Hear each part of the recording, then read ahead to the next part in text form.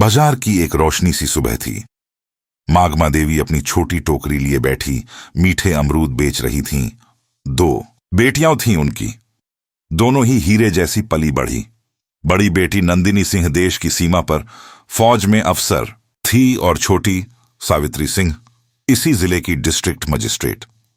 मागमा देवी अपनी बेटियों पर छांद जैसे नाज करती। जब कोई पूछता, अम्मा आपकी बेटियां क्या करती हैं, तो वह गर्व से कहती, एक देश की रक्षा करती है, दूसरी जिले की। पर जब कभी वह खुद बाजार में बैठती, यह बात अपनी बेटियों से छुपा लेती। सब कुछ सामान्य चला आ रहा था। तभी एक दिन इंस्पेक्टर अरुण चौधरी अपनी बुलेट पर वहां आया। वह टोकरी के पास ठिठका, एक अमरूद उठाकर बिना बताए काट कर खा लिया। मागमा देवी ने सज्जनता से कहा, साहब अमरूद मीठे हैं, अगर चाहें तो मैं तोल दूं। अरुण बोला, दे 1 किलो। मागमा देवी कांपते हाथों से तोल कर दे दिया। अरुण ने एक और अमरूद काटकर छका और तंज भरे स्वर में बोला, हूं बिल्कुल बेस्वाद, 1 रुपया भी नहीं दूंगा। मागमा देवी ने विनम्रता से अनुरोध किया, साहब मेहनत की कमाई है, कुछ पैसे दे दीजिए। यह सुनते ही अरुण गुस्से से भर उठा। उसने टोकरी उठाकर सड़क के दूसरी ओर फेंक दी। टोकरी पलट गई, अमरूद सड़क पर बिखर गए। मागमा देवी स्तब्ध रह गईं, आंसू गालों पर थे। लोग तमाशा देख रहे थे, पर किसी में हिम्मत नहीं कि वह वर्दी वाले से बोले। अरुण ने ठाठ से मोटरसाइकिल स्टार्ट की और चला गया। इसी दृश्य को छत पर खड़ा एक नौजवान रोहित रिकॉर्ड कर रहा था। वह मागमा अम्मा को बचपन से जानता था। उसका खून उबल उठा। उसने वीडियो नंदिनी को भेजा और लिखा, नंदिनी दीदी देखिए, मां के साथ बाजार में क्या हुआ। हजारों किलोमीटर दूर बर्फीली पहाड़ियों के बीच चौकी पर नंदिनी राइफल साफ कर रही थी। वीडियो देखते ही उसके चेहरे पर आक्रोश छा गया। उसने तुरंत वीडियो सावित्री को भी फॉरवर्ड कर दिया और फोन लगाया। सावित्री मीटिंग में थी। आवाज सुनते ही मीटिंग रोककर फोन उठाया और कहा, दीदी भेजिए। वीडियो देखकर सावित्री का सिर झुक गया। मां सड़क पर बेसहारा और एक छोटे से इंस्पेक्टर ने उनकी इज्जत रौंद दी थी। नंदिनी भिड़ने को तैयार थी। मैं छुट्टी लेकर आ रही हूं, उसे सजा दिलाऊंगी। पर सावित्री ने ठंडी तरकश से कहा, यह मेरा इलाका है, यह लड़ाई मैं कानून से लड़ूंगी। नंदिनी ने धीरे धीरे सहमति दी। ठीक है, पर सजा ऐसी हो कि उसकी रूह कांपे। सावित्री ने अगले दिन चालाकी से योजना बनाई। वह नहीं चाहती थी कि डीएम की पोजीशन देखकर कोई शिकायत दबा दे। इसलिए उसने पियारामन वेश पकड़ा। पीला सलवार सूट दुपट्टा ओढ़कर आम नागरिक बनकर कोतवाली पहुंची। थाने का नजारा वैसा ही था जैसा सोचा था। एक हवलदार ऊँघ रहा था। अरुण और एसआईओ संदीप चाय पर हंसी मजाक कर रहे थे। सावित्री हिम्मत करके बोली, मुझे शिकायत दर्ज करनी है। कल बाजार में एक इंस्पेक्टर ने मेरी मां की टोकरी सड़क पर फेंकी। अरुण ने तमस्सुकियां हंसकर कहा, तो क्या हुआ, गंदगी फैलाएगी तो लाठी पड़ेगी। तब अचानक हड़कंप मचा। गंगा प्रसाद यादव थाने में घुसा। नाम लेते ही अरुण और संदीप के रंग उड़ गए। वे फौरन झुक गए, लेकिन गंगा प्रसाद की नजर उस साधारण दिखने वाली लड़की पर पड़ी और उसका भय गायब हो गया। वह झट से सावित्री के सामने हाथ जोड़कर खड़ा हो गया। सब चकित थे। ये वही लड़की कौन है जिसके सामने नेताजी हाथ जोड़ रहे थे। फिर थाने के बाहर लाल बत्ती वाली गाड़ियां आईं। डीएम, एसपी और कई बड़े अफसर उतरकर सावित्री के पीछे लाइन बनाकर खड़े हो गए, जैसे किसी वरिष्ठ के सामने रिपोर्ट कर रहे हों। थाने में सन्नाटा था।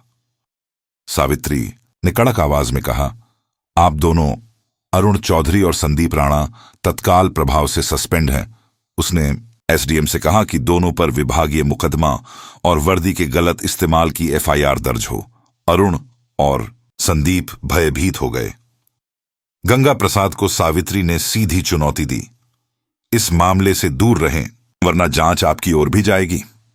उसका चेहरा उतर गया, पर नफरत उसकी आंखों में साफ दिखी।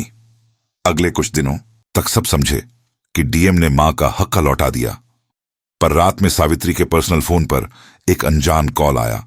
बदली हुई मशीन सी आवाज बोली, शहर में ज्यादा नहीं उड़ो, खेल अभी शुरू हुआ है। सावित्री ने समझ लिया कि गंगा प्रसाद पीछे नहीं हटेगा। अब यह लड़ाई और खतरनाक होगी।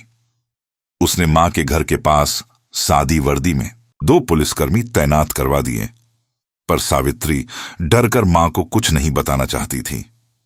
कुछ दिनों बाद वही तूफान आया। बाजार में अचानक 3 पुलिस गाड़ियां रुकीं। एक नया इंस्पेक्टर उतरकर बोला कि सूचना मिली है, अमरूदों के नीचे नशीले पदार्थ मिले हैं। अमरूद बेचने वालों में हाय तौबा मच गई। सिपाही ने अमरूदों के नीचे से कुछ पैकेट निकाले और चिल्लाया, मिल गया। मागमा देवी बेबस रह गई। नहीं साहब, मेरा नहीं है, मुझे फंसाया गया है। पर किसी ने सुना नहीं। उन्हें जबरदस्ती जेल ले जाया गया। खबरें पूरे शहर में फैल गईं। डीएम की मां नशीले पदार्थ की तस्करी में गिरफ्तार। यह गंगा प्रसाद का मास्टर स्ट्रोक था। सीधे साधे हमले के बजाय उसने सावित्री की सबसे बड़ी कमजोरी मां पर वार किया। सावित्री के सामने मुश्किल विकल्प था, अपनी शक्ति का दुरुपयोग करके मां को छुड़ाना या कानून पर भरोसा रखना। उसने कानून को चुना। प्रेस कॉन्फ्रेंस बुलाकर सावित्री ने साफ कहा, मैं इस जांच से खुद को अलग कर रही हूं ताकि निष्पक्षता रहे। एसपी ने स्पेशल टीम गठित की और सावित्री ने सख्ती से कहा, कानून का पालन होगा, दूध का दूध और पानी का पानी।